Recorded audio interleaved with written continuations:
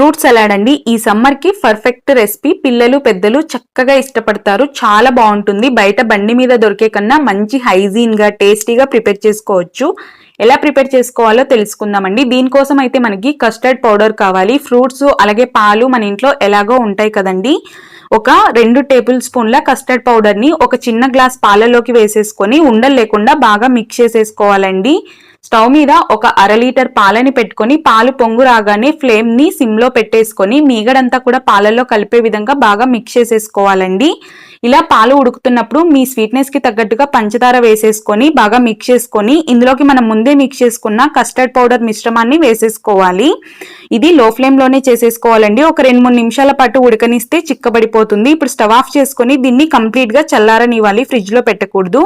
ఇప్పుడు ఇందులోకి మీకు నచ్చిన ఫ్రూట్స్ అన్ని వేసేసుకొని బాగా మిక్స్ చేసేసుకొని ఫ్రిడ్జ్ లో పెట్టి ఒక 1 అవర్ తర్వాత మనం సర్వ్ చేసుకుంటే టేస్టీ ఫ్రూట్స్ అలా